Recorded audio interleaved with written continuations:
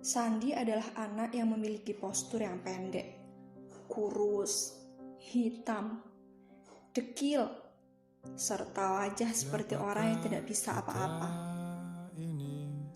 Setiap hari kawan-kawannya selalu menghina, mengolok-olok, dan mengatainya anak bodoh.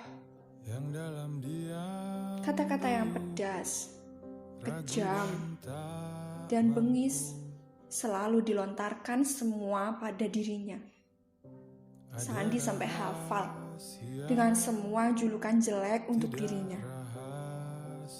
Membalas atau melawan, dia tidak mampu untuk melakukan itu semua.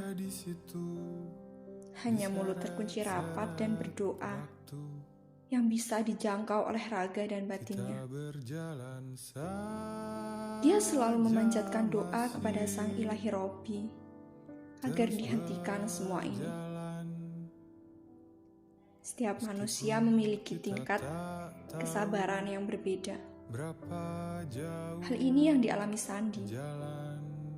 Ia merasa Allah ingin menguji tingkat kesabarannya, tingkat ketakwaannya, dan tingkat kepatuhannya. Tapi susah. Dia merasa dunia ini sudah terlalu menenggelamkannya ke inti bumi. Ditambah lagi dia jauh dari orang tua, sanak keluarga, tetangga dekat. Lengkaplah penderitaannya. Dia adalah pribadi yang taat beribadah. Sandi tidak pernah meninggalkan kewajibannya sebagai seorang muslim.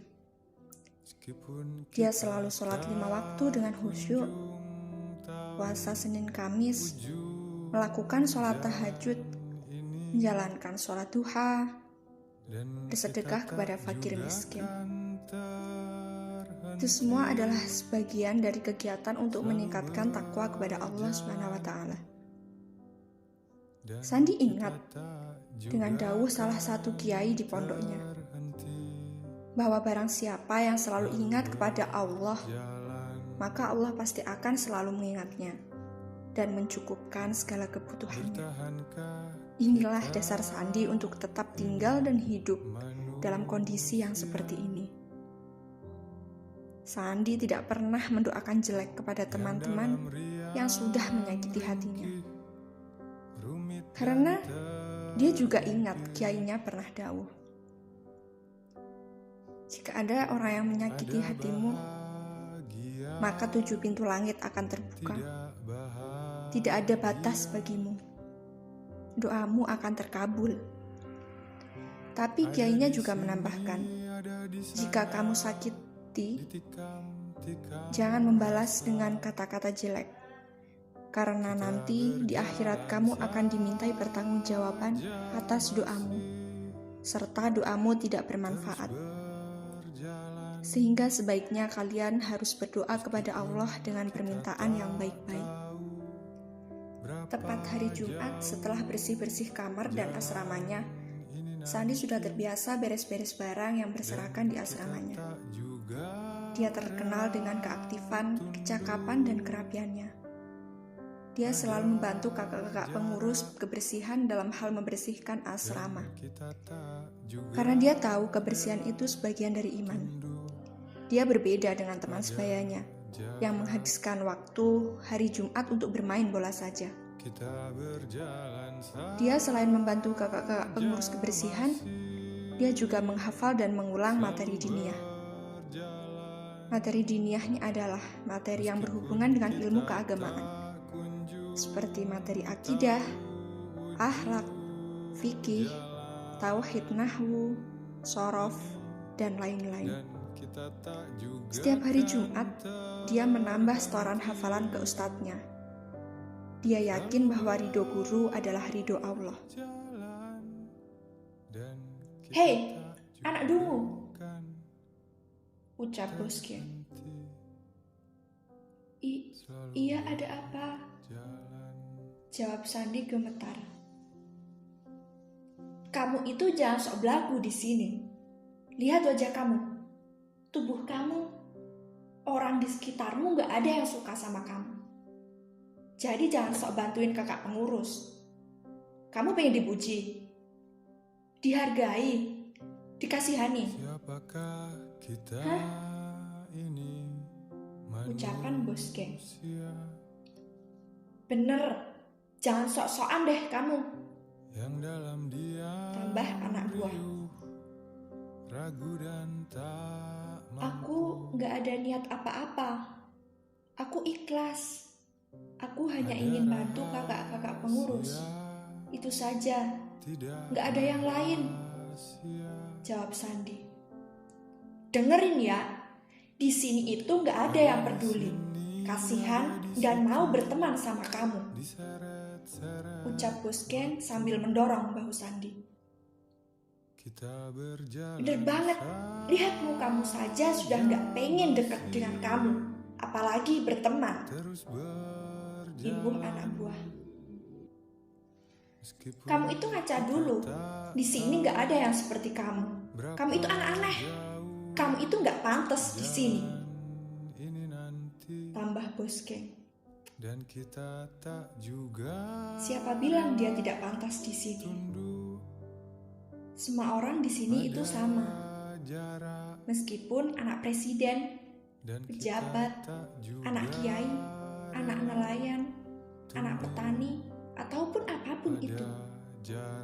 Kita semua di sini niatnya belajar, mengaji, dan mencari keridhaan para kiai dan guru. Kalian ingat mutu pondok ini? Begitu tutur kakak kelas. Tidak, Kak. Jawab 3 orang sambil menatap ke bawah. Kita di sini disuruh sama para kiai untuk jamaah, mengaji, dan sekolah. Pegang ketiga itu, insya Allah sukses dunia akhirat.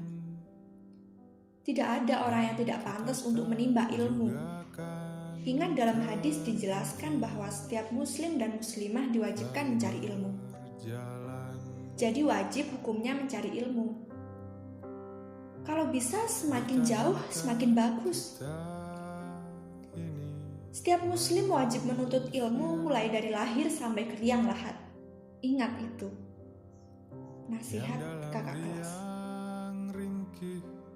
Lalu siapa bilang dia tidak ada yang peduli dan mau untuk mengasihaninya? Buktinya aku mau peduli dan mengasihaninya. Jadi kalau kalian masih mengganggu anak ini atau mengganggu anak-anak yang lain, kalian berhadapan dengan aku. Tambah kakak kelas. Ada di sini, ada di sana. Waktu siang hari di atas gedung sekolah terlihat dia berdiri sambil menangis, tak tahu apa yang dipikirkannya. Sehingga dia nekat menaikinya dan semua orang berteriak, "Turun, turun! Jangan berdiri di sana! Itu berbahaya! Ayo turunlah, nak! Kasihan bapak ibumu yang bekerja keras banting tulang untuk menyekolahkan kamu." Penuh kecemasan. Tidak. Aku tidak akan turun. Lebih baik aku bunuh diri saja. Dunia akan lebih menerimanya daripada aku berdiri di atasnya. Tandasnya. Jangan lakukan itu. Kami minta maaf. Sering menghinamu, mencacimu, dan mengolokmu. Suara muncul dari arah samping kanan gedung. Ucapkan dengan tulus. Tanggap Bapak Guru. Saya mohon maaf, sungguh. Saya tidak akan mengulanginya lagi.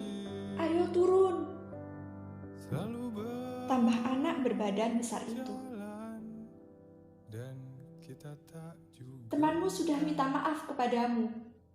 Cobalah buka mata hatimu. Nasihat Bapak Guru.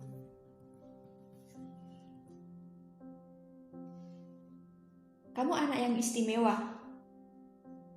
Tidak ada anak yang sepertimu di dunia ini. Kamu dianggap aneh, bodoh, dan semacamnya oleh teman-temanmu. Tapi tidak denganku. Aku tahu, setiap orang pasti punya kekurangan dan kehebatannya sendiri. Ucapan ibu guru. Tapi Bu, tapi apa?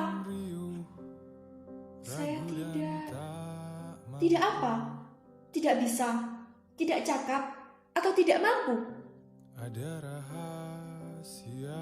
Memang sekarang kamu merasa lemah dan berbeda dengan yang lainnya. Tapi ingat, suatu saat kamu akan menjadi lentera di dalam gelapnya malam. Ucap guru.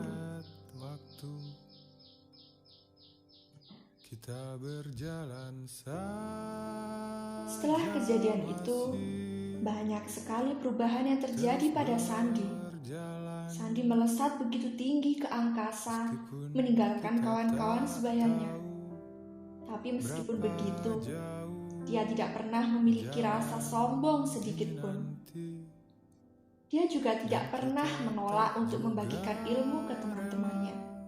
Dengan rasa senang hati, dia mengajari semua orang yang merasa kesulitan dalam memahami dan menjawab soal-soal IPA. Sandi tetap menjadi pribadi yang taat beribadah, pribadi yang sabar, dan pribadi yang rendah hati. Dimanapun, kapanpun, dan pada siapapun, ia akan tetap seperti itu.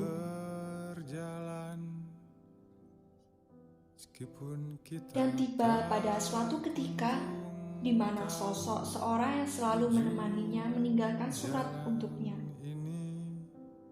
Sandi langsung membuka surat tersebut dan benar dugaannya. Surat tersebut dari Mas Heri. Sepersekian detik berselang, air mata Sandi berlinang. Semakin lama, semakin banyak air mata yang jatuh. Tetap saja ia melanjutkan untuk membacanya. Remuk, seremuk kaca yang pecah. Itulah gambaran hati Sandi. Malaikat penjaganya tidak akan pernah kembali lagi. Malaikat pelindungnya tidak akan pernah melindungi ketika ada orang yang mengejek Sandi. Malaikat yang selalu mengajari apapun yang dia pinta tidak akan ada lagi untuk selamanya. Mas Heri harus kembali ke kota asalnya. Dia hanya berpesan bahwa setiap orang pasti akan menemui rasa sakit. Tapi orang itu tidak akan pernah merasakan sakit yang berkepanjangan. Tetap jadi pribadi yang dulu, San. Suatu saat aku akan kembali dan bertemu denganmu. Tapi kamu harus berjanji, kamu harus menjadi orang yang di atas segalanya. Tapi jangan pernah sekali-kali menjadi orang yang merasa di atas segalanya. Karena kamu adalah mutiara hitam yang berharga bagiku selamanya. Dan kita tak juga rela tunduk pada jarak. Dan kita tak juga rela tunduk pada jarak.